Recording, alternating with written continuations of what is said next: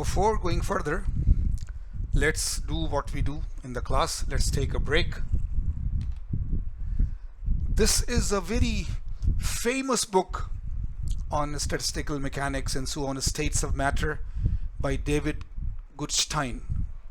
Very famous book, major book in the area and so on. But this book, rather than being very famous for its technical content and its physics and so on, became very famous for the first couple of sentences in the first chapter. Let us see. This is the first chapter, Thermodynamics and Statistical Mechanics of the Perfect Gas. And the author is writing, Ludwig Boltzmann, who spent much of his life studying statistical mechanics, died in 1906 by his own hand. He committed suicide. Paul Ehrenfest, carrying on the same work, died similarly in 1933, right? Again by killing himself.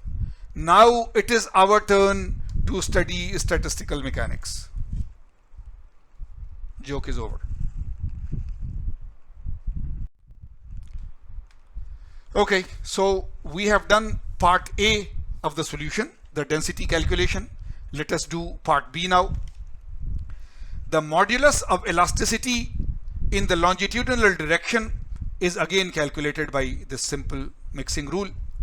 So from the table you have the elastic modulus, right? From the problem, this is given as 3 gigapascal. For the material, which was E-glass, it is given as this, and the percentages are this. So a very simple calculation.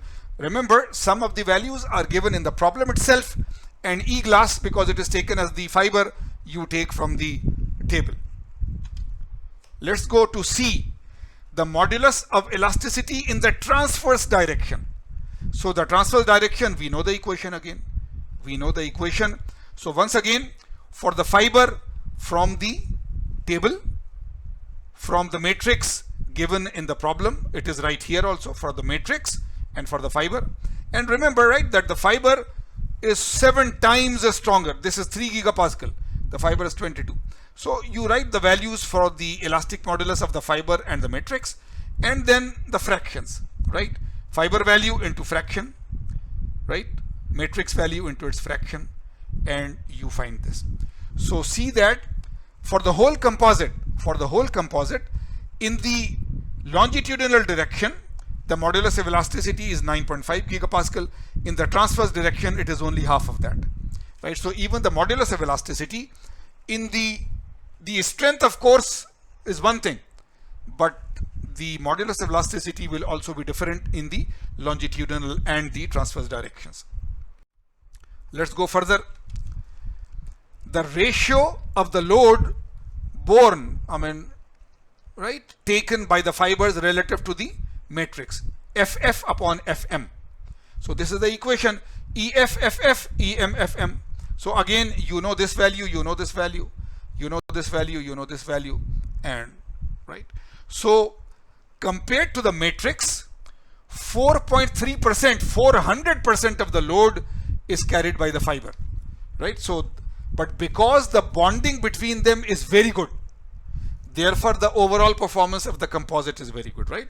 So this ratio indicates that the fibers bear 4.3 times more load than the matrix. That is why the fibers are there. But because the bonding is very good, therefore together the whole composite is behaving in a very nice way. When it is assumed that the quality of bonding between the fiber and the matrix is high, a load applied in the longitudinal direction results in an isostrain, which means a strain taken by fiber, a strain taken by matrix, a strain taken by the whole composite is the same. Once the strain on the fibers is known, so the strain on the matrix is known, isn't it?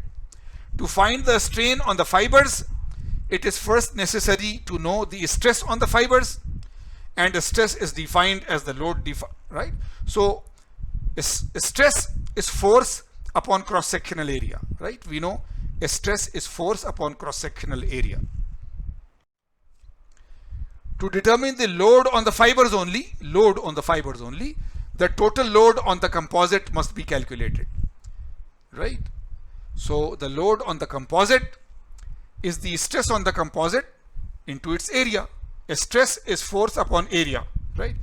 So the stress on the composite is 20 megapascal, and the cross-sectional area of the composite, total composite, is 100 square millimeter.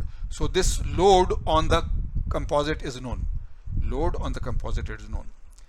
This load is divided into the loads on the fiber and the matrix. This we have done earlier, that the force or load on the composite is the sum of the loads, right? That is how it is divided. So this is it. So you have the load on the composite, and this is equal to the load taken by the fiber and the load taken by the matrix. In part D previously, the fiber took on 4.3 times more load than the matrix.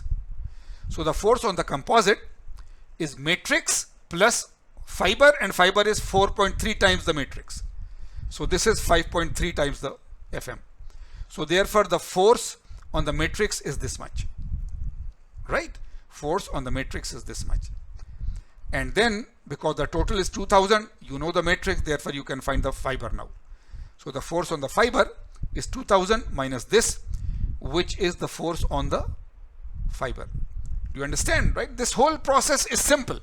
This is not very complicated, but you find the load on the composite, then you know that the load on the composite is the sum of the loads taken by the fiber and the matrix.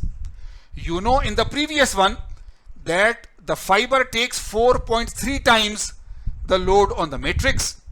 So therefore you find the force on the matrix, and then going back here or here, you find the force on the fiber.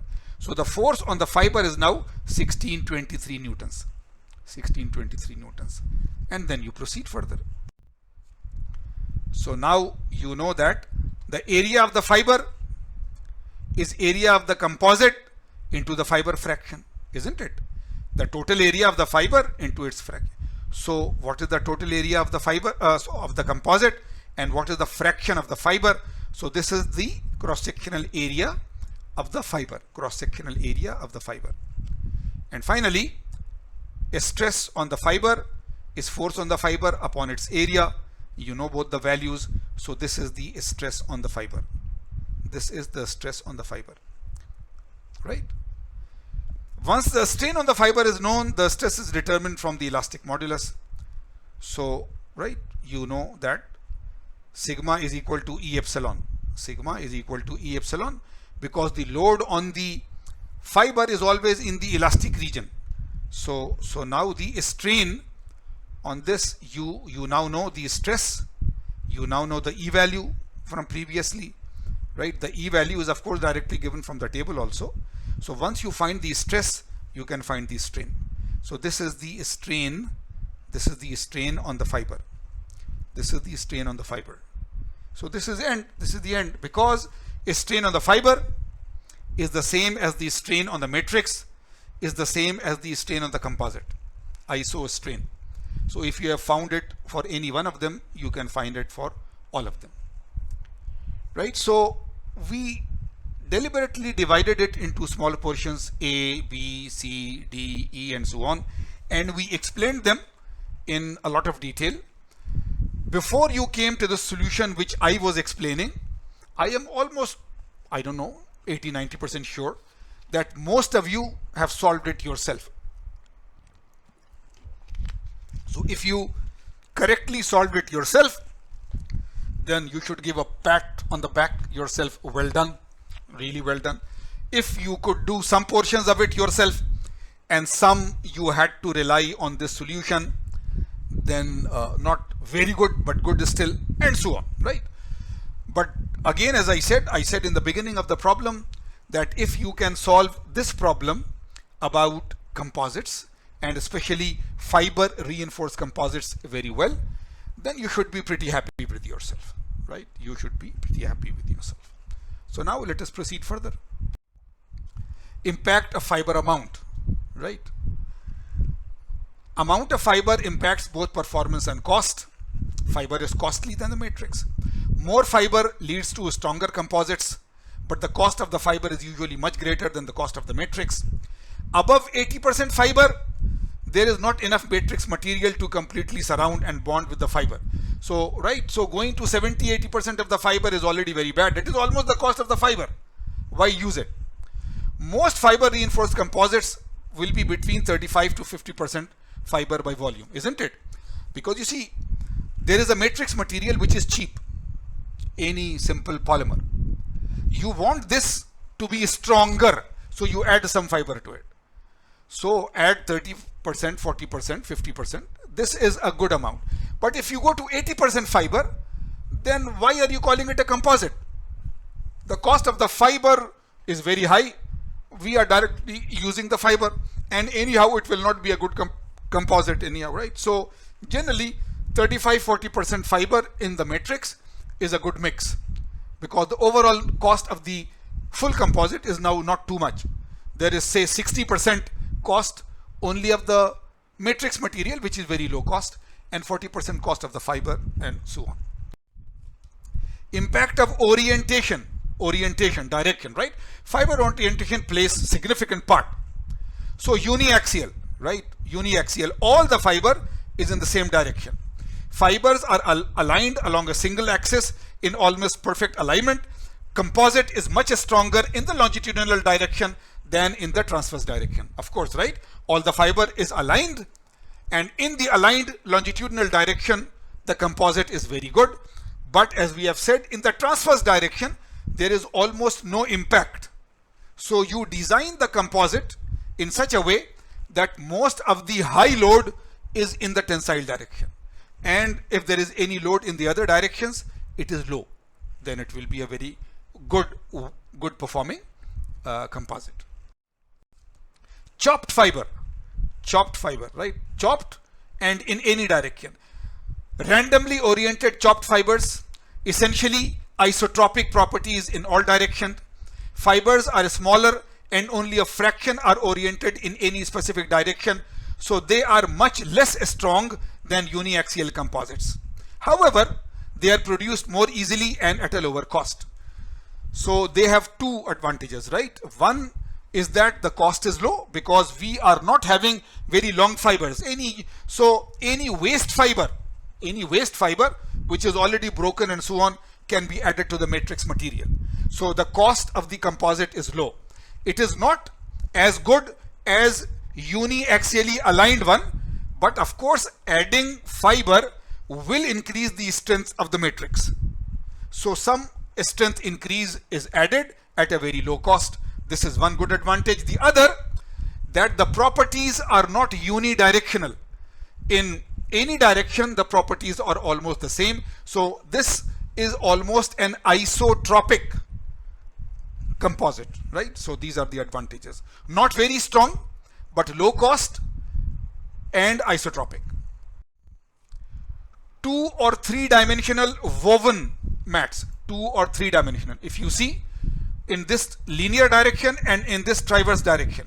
So it is like we are doing weaving, like we are weaving wool, right? Like your sweaters are made and so on. So this is called woven mats. With weaves, fibers can be aligned into multiple directions.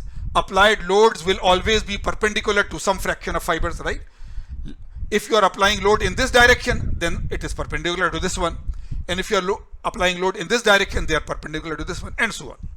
High strength and the ability to withstand loads in more than one direction. More complicated weave pattern can be far more expensive, and so on. So this is woven, right? This is 90-degree 2 directional woven, but we can weave in the longitudinal direction, in the other longitudinal direction, and we can make it more and more complex. And the more complex, the more costly, but the better in performance.